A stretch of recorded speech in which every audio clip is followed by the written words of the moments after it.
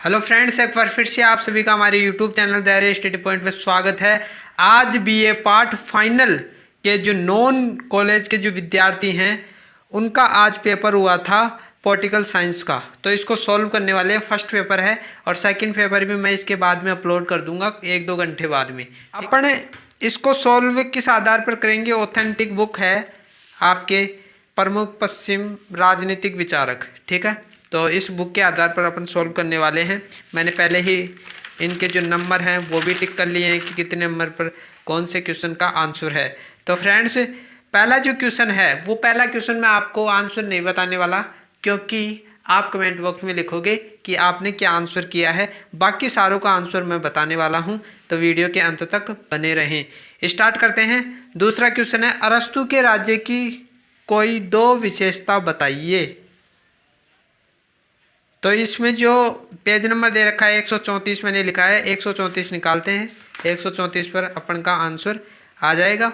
तो 134 हमने निकाल लिया है। क्वेश्चन था कि राज्य की यानी अरस्तु के जो राज्य था उसकी 2 विशेषताएं अपन को बतानी थी, ठीक है। तो ये देखो, अरस्तु के अनुसार राज्य की 4 विशेषताएं, तो अपन को तो 2 बतानी थी। यदि आप इन चारों में से किसी को भी करके आए हो तो राइट आंसर हो जाएगा आपका। पहला है राज्य स्वाभाविक समुदाय है। दूसरा, राज्य व्यक्ति से पूर्व का संगठन है। राज्य सर्वोच्च समुदाय है और राज्य का स्वरूप जैविक है। तो इनमें से आपने कोई सा भी किया है तो आपका राइट आंसर हो जाएगा। और सीरीज में अलग टाइप के दे रखे, ये दे रखे हूँ तो कोई दिक्कत नहीं है। सीरीज में ये ऑथेंटिक बुक है ना, ऑथेंटिक बुक में जो दे रखा है वही माना जाता है और सीरीज में भी माना जाता है, लेकिन वहाँ पर किस प्रकार क्या लिख रखा है वो आप जानो, ठीक है। इसके बाद में तीसरा, एक्विनास द्वारा प्रतिपादित 4 कानूनों के नाम लिखिए। 4 कानून अपन को बताने हैं। तो पेज नंबर 146 का 6ठा क्वेश्चन है बुक में, ठीक है। आपके पास में बुक है तो आपके पास आप भी देख सकते हो। 146 पर 6ठा क्वेश्चन है, ठीक है। ये आ गया आपका आंसर 6ठा। थोड़ा मैं इसको पास में लेकर आता हूँ और ताकि थोड़ा सही दिखे, ठीक है। एक्विनास द्वारा प्रतिपादित 6ठा क्वेश्चन देखो, एक्विनास द्वारा प्रतिपादित कानून के 4 प्रकार लिखिए। देखो 4 प्रकार यहाँ पर दे रखे हैं आपके। पहला है शाश्वत कानून। आप यदि ऐसे भी लिख कर आए होंगे इसको कि शाश्वत का मतलब स्थायी होता है, यानी स्थायी कानून भी आप लिख कर आए हुए हैं। यह सीरीज में स्थायी कानून लिखा हुआ है तो वो भी बिल्कुल सही है। दूसरा, प्राकृतिक कानून, जो प्रकृति से संबंधित कानून हो। मानवीय कानून, जो मानव से संबंधित हो। देवीय कानून, जो देवताओं से संबंधित हो। तो राइट आंसर हो जाएगा आपका। ये 4 कानून दिए थे एक्विनास ने, ठीक है। इसके बाद में अगला क्वेश्चन देखते हैं। अगला क्वेश्चन, चौथा क्वेश्चन, ठीक है। मैकियावेली को अपने युग के शिशु कहने के पक्ष में 2 तर्क दीजिए, ठीक है। 168 पेज नंबर है, 6ठा क्वेश्चन है, ठीक है। 168 निकाल लेते हैं, क्या दिक्कत है। ये आ गया आपका 168 का 6ठा क्वेश्चन। अपन को देखना, ये दे रखा देखो, मैकियावेली को अपने युग का शिशु कहने के पक्ष में 2 तर्क दीजिए। तो देखो, पहला है मैकियावेली का चिंतन पुनर्जागरण की पृष्ठभूमि की उपजय, यानी ये पुनर्जागरण यूरोप में हुआ था और उस समय से ही अपने देश में जो पाखंडवाद था, जो अंधविश्वास फैला हुआ था लोगों में, इस पुनर्जागरण के द्वारा देश से बाहर निकाल दिया गया। और इसका फर्क है ना जो मैकियावेली पर पड़ा। और आप देखते होंगे कि विदेशों में अपन भारत में जो मूर्ति पूजा होती है, जो अंधविश्वास फैला हुआ, वहाँ पर नहीं है। वहाँ पर पहले ही बाहर निकल चुका है, यानी अपने समाज से उन्होंने बाहर निकाल दिया है, ठीक है। लेकिन भारत उन चीज़ों को बाहर नहीं निकाल पाया। दूसरा है, मैकियावेली का चिंतन इटली की दुर्दशा की उपज है, यानी दुर्दशा, इटली की जो दुर्दशा थी उसका भी मैकियावेली पर बहुत ही असर पड़ा। आप ऐसे भी लिख सकते थे, ये लाइन एक्यूरेट लाइन तो कोई उतारता नहीं है। यदि आप ऐसे भी लिखते कि मैकियावेली पर इटली की, ऐसे यानी मैकियावेली पर इटली की दुर्दशा या दशा का अत्यंत प्रभाव पड़ा, ऐसे भी आप लिख सकते थे, ठीक है। तो आंसर आ गया अपन का। इसके बाद में देखते हैं 5वां क्वेश्चन, आप कैसे कह सकते हैं कि होब्स व्यक्तिवादी था? कोई 2 तर्क दीजिए। 146 पेज पर है, देखते हैं इसको भी क्या दिक्कत है।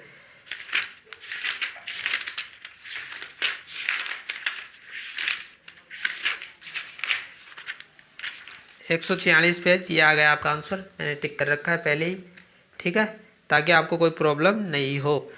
उसने व्यक्ति के कल्याण और सुरक्षा को साध्य घोषित किया। अभी इस लाइन को ऐसे कि ऐसे आप नहीं भी उतारो तो आप ऐसे भी बोल सकते हो कि होब्स ने व्यक्ति के कल्याण और सुरक्षा को महत्व दिया, यानी वो व्यक्ति के कल्याण और उसकी सुरक्षा पर ज़्यादा जोर देता है, ऐसे भी आप लिख सकते थे, बिल्कुल राइट आंसर होता। इसके बाद दूसरा तर्क, उसने राज्य को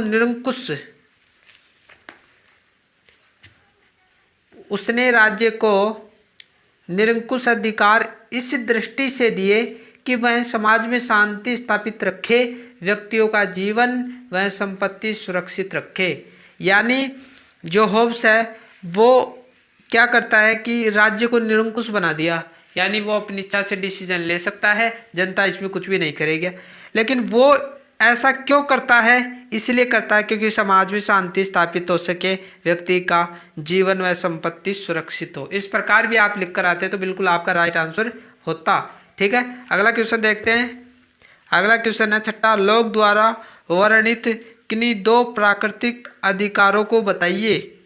207 पेज पर है, 2 प्राकृतिक अधिकार अपन को बताने हैं। 207 पेज निकाल लेते हैं, यह आ गया 207 पेज। तीसरा क्वेश्चन है इसमें, देखो तीसरा क्वेश्चन दे रखा है, लोक के अनुसार प्राकृतिक अधिकार कौन कौन से थे? तो फ्रेंड्स, लोक के अनुसार जीवन का अधिकार। अब देखो यहाँ पर बात पकड़ने की ये है कि प्राकृतिक अधिकारों की बात कर रहा है जिसमें मानव ने निर्मित नहीं किए हैं वो अधिकार। यहाँ पर प्राकृतिक अधिकारों की बात हो रही है, यानी प्रकृति द्वारा मानव को दिए गए हैं। जैसे जीवन का अधिकार प्रकृति द्वारा दिया गया है, स्वतंत्रता का अधिकार, इसके बाद में संपत्ति का अधिकार, ये तीनों है ना जो आ जाएंगे, ठीक है। यहाँ पर 2 बता रखे हैं तो आप 2 भी लिख सकते थे। इसके बाद में फ्रेंड्स 7वां क्वेश्चन, रूसो की सामान्य इच्छा की विशेषता क्या है? तो फ्रेंड्स 229 पे है वैसे तो, लेकिन मैंने पहले ही निकाल लिया है। यानी 2 लक्षण बताने हैं, यानी विशेषता और लक्षण एक ही बात होती है, ज़्यादा इनमें डिफरेंस नहीं होता, शब्द का है। तो यहाँ पर देखो घुमा दिया क्वेश्चन को, यहाँ पर लक्षण की बजाय विशेषता लिख दी इसने, यानी अखंडता, इसके बाद में अप्रतिनिधित्व, संप्रभुता आदि, ठीक है। अखंडता का मतलब जिसका खंडन नहीं किया जा सके, एक पुंज, ठीक है। अप्रतिनिधित्व, जिसका कोई प्रतिनिधित्व नहीं कर सके। क्या सामान्य इच्छा का कोई प्रतिनिधित्व कर सकता है? क्या सामान्य इच्छा को कोई तोड़ सकता है क्या? संप्रभुता, यानी सामान्य इच्छा का मतलब कोई भी इच्छा होती है तो वो संप्रभुता होती है। क्यों? क्योंकि वो स्वतंत्र होती है। संप्रभुता का मतलब उस पर किसी शक्ति का अधिकार नहीं हो। आप संविधान में भारत के लिए पढ़ते हो संप्रभुता शब्द, यानी भारत पर किसी अन्य शक्ति का अधिकार नहीं है, ठीक है, इसलिए संप्रभुता शब्द लिया गया है। तो तीनों आ जाएंगे, ठीक है। 2 लक्षण पूछ रहा है तो 2 कर देना, कर देते, ठीक है। इसके बाद में फ्रेंड्स 8वां क्वेश्चन देखते हैं। बेंथम के अनुसार सुख दुख के कौन से स्रोत हैं? यानी सुख दुख के कौन से स्रोत हैं? 249 पेज पर है दूसरा क्वेश्चन, देखते हैं इसको भी।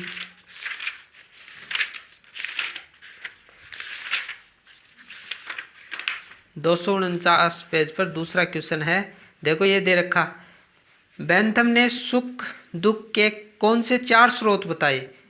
यहाँ पर दे रखा है कितने स्रोत पूछ रहा है ये यहाँ पर नाम नहीं दे रखा है वो कितने बताने हैं, लेकिन अपन को ये जो स्रोत हैं देखो, भौतिक, नैतिक, राजनीतिक, धार्मिक। भौतिक का मतलब भौतिक वस्तुएं संबंधित है, नैतिक यानी व्यवहार से संबंधित, राजनीति से संबंधित, धार्मिक, ये दुख और सुख के स्रोत हैं, ठीक है। इनसे अपन को सुख भी मिलता है और दुख भी मिलता है। जैसे आप देखते हो कि भौतिक जो वस्तुएं हैं उनसे अपन को सुख भी मिलता है और दुख भी मिलता है, ठीक है। जैसे मारुति है वो भौतिक है, अपन चला रहे हैं ऐसे ही बैठे हैं सब मजे कर रहे हैं, लेकिन यदि वो टकरा जाए और तो फिर दुख होगा ना, ठीक है। तो इस प्रकार जैसे राजनीति में सुख भी मिलता है और जब जनता के थप्पड़ पड़ते हैं ना नेताओं पर तब वो दुखी हो जाते हैं। तो इस प्रकार इन्होंने ये दिया है। इसके बाद में आगे अपन देखते हैं, मार्क्स के अनुसार अतिरिक्त मूल्य क्या है। ये जो सिद्धांत दिया गया था इसको अपन को बताना था। तो 304 पेज पे देखते हैं इसको। ये आ गया आपका, कौन सा दे रखा है, अतिरिक्त मूल्य। ये देखो यहाँ ये क्वेश्चन दे रखा, अतिरिक्त मूल्य के सिद्धांत से क्या तात्पर्य है। इस सिद्धांत के अनुसार अंत में किसी वस्तु का विनिमय मूल्य उसके उत्पादन में लगाए गए सामाजिक दृष्टि से लाभदायक श्रम की मात्रा पर निर्भर करता है। ठीक है, ये आपका राइट आंसर। अगला क्वेश्चन देखते हैं, 10वां क्वेश्चन। लास्की के बहुलवाद की 2 प्रमुख विशेषताओं का उल्लेख कीजिए। 314 पेज पे।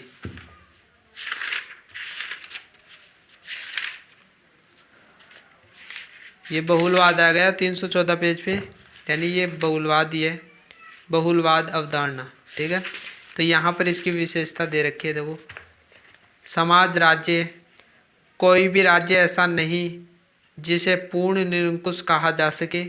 इसके बाद में प्रभु सत्ता को सीमित होना भी चाहिए। ठीक है, ये विशेषता है। राज्य तथा अन्य ऐच्छिक समुदाय, ये सारी की सारी यदि आप लिख कर आते तो आपका राइट आंसर हो जाता। ठीक है फ्रेंड्स, इसके बाद में 11वां क्वेश्चन, अरस्तु के अनुसार क्रांति क्या है। तो 116 पेज पे दे रखा है, 116 पेज पे देखते हैं।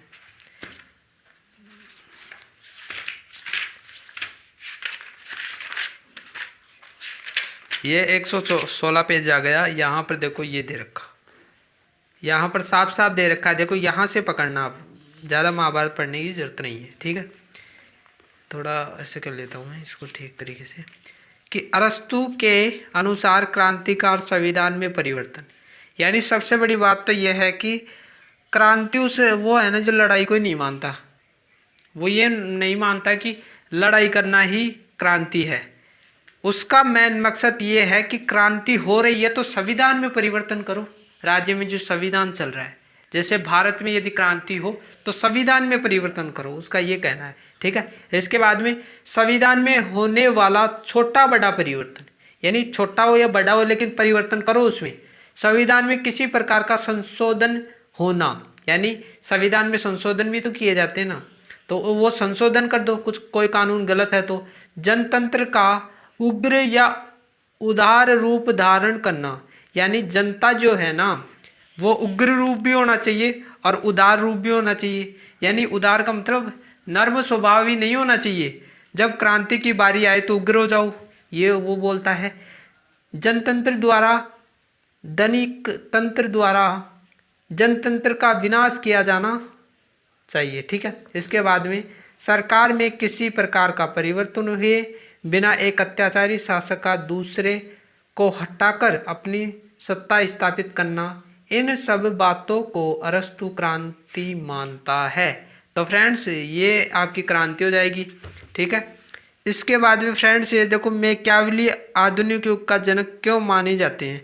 यानी मैकियावेली को आधुनिक युग का जनक माना जाता है, क्यों माना जाता है, क्या खासियत रही। तो 168 पेज पर देखते हैं उसका आंसर। 168 पेज पे, ये 168 पेज आ गया। यहाँ पर देखो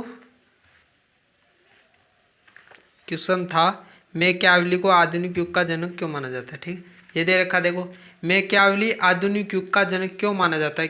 अब आप ये सोच रहे हो कि बड़ा क्वेश्चन था वो तो, लेकिन यहाँ पर देखो इसको बढ़ा चढ़ाकर लिख सकते थे। मैकियावेली ने मध्ययुगीन विचारधारा पर प्रहार किए।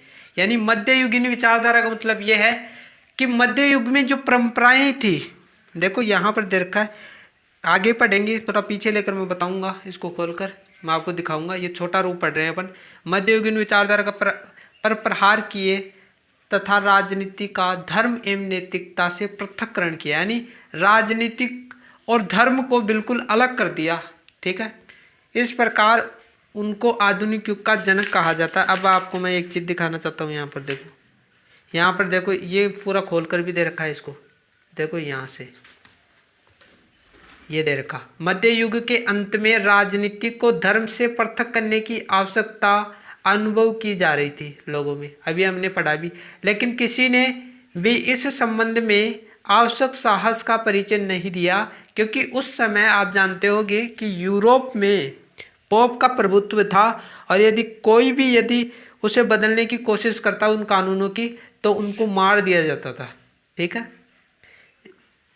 इसके बाद में मैकियावेली ने ही सर्वप्रथम निडरता के साथ घोषणा की कि राजनीति का धर्म और नैतिकता से कोई संबंध नहीं, और वहाँ पर हमने ये पढ़ा था कि धर्म और नैतिकता को राजनीति से अलग कर दिया।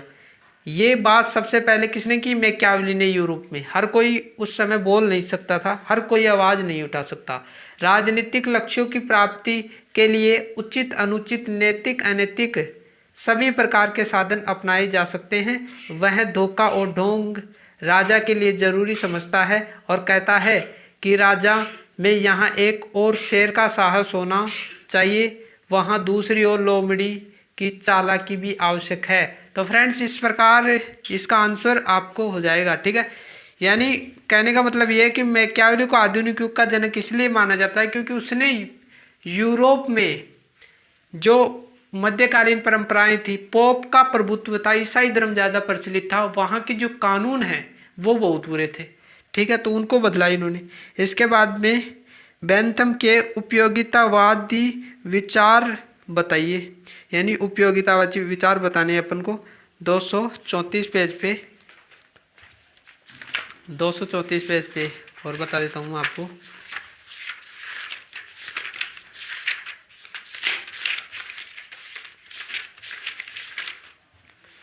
ये आ गया। तो फ्रेंड्स, बेंथम का उपयोगितावाद की जो विचार हैं वो बताने थे। तो यहाँ पर देखो मोटे मोटे टॉपिक, नैतिकता की परंपरागत धारणाओं का खंडन किया उन्होंने। ठीक है। ये आप टॉपिक भी लिख देते और इसका वर्णन कर देते तो नंबर मिल जाते। ठीक है। प्रकृति ने मनुष्य को 2 सत्ताधारी स्वामियों के अधीन रखा। इसके बाद में उपयोगिता का सिद्धांत सुख की प्राप्ति और दुख के निवारण का सिद्धांत है। ठीक है। तो ये इन टॉपिकों के माध्यम से भी यदि कर देते तो आपका आंसर ठीक था। तो फ्रेंड्स, आज की वीडियो में इतना ही। आप हमारे यूट्यूब चैनल को सब्सक्राइब कर लो, बेल आइकन को दबा लो, ताकि जो मैं अगला जो अभी डालने वाला हूँ दूसरा पेपर, वो भी बिल्कुल ईजी आया था, तो वो भी डालने वाला हूँ। तो आप बेल आइकन को दबा लो ताकि जो भी वीडियो डालूँ आप तक पहुँच जाए। तो मिलते हैं नई वीडियो के साथ, तब तक के लिए थैंक यू।